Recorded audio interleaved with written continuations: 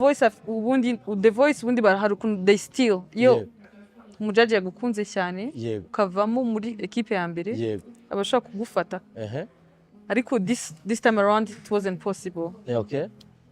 Tugira ibyago nyine nubwo umuntu yari yakoze neza cyane ntago. Kigali 250 uyu munsi tubafitiye amakuru meza mu myidagaduro kuko turibanda ku muhanzi ukunzwe mu ngeri zose ariko by'umwihariko mu ndirimbo gakondo n'umuhanzikazi ufite ijwi ryiza uzi kuririmba uwo nta wundi ni Bukuru Christiane. Murakaza neza kuri Kigali 250 urubuga rubageza amakuru agezweho mu myidagaduro umuziki ibyamamare n'udushya dutandukanye bishyushye byizewe kandi bikunogeye. Nje mugiye kubana nitwarirwa Venuste usanzwe nge nitwa Nero muhawe ikaze.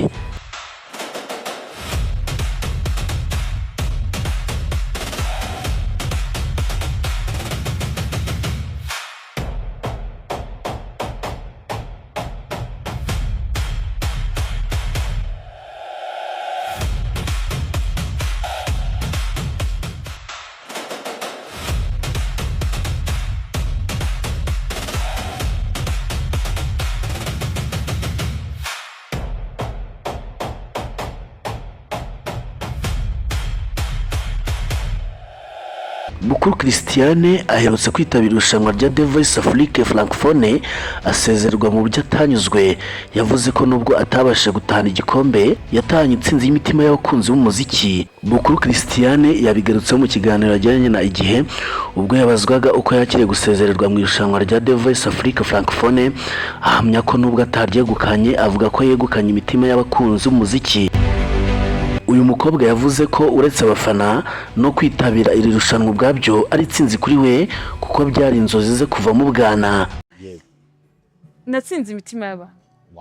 So ngiye mu by'ukuri naratsinze. Hari ibintu bitatungukiye muri iri rushanwa?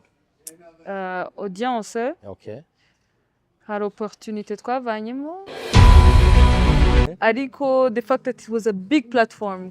Kwibona kuri ya stage. Bora birose ukiri umwana uvuga bino bintu ntago bizigera bingeraho nzajya mpora mbirebera kuri television. Deja kuba nari nyiriho ngewe nari namaze gutsinda.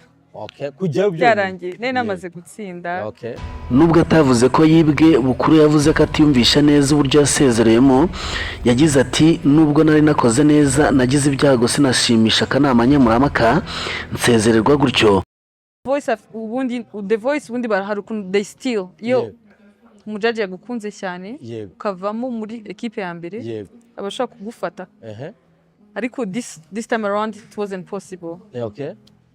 Tugira ibyago nyine nubwo umuntu yari yakoze neza cyane ntago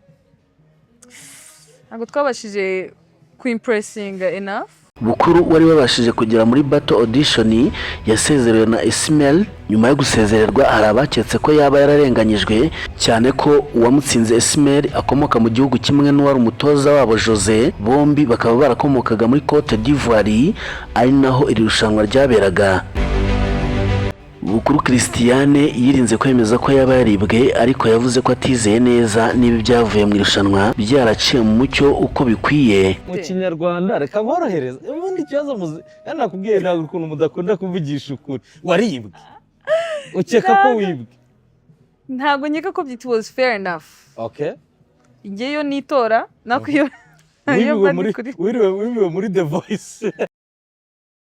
Ku rundi ruhande Bukuru Christiane ari mu myiteguro y'igitaramo cye yise Sonoria yifuza ko cyajya kiba buri gihembwe. Iki gitaramo kandi kizaba ku itariki 29 z'ukwa munani 2026 muri Mundi Center ahazataramira abakunzi b'umuziki akaba ari inshuro ya kabiri agikoze.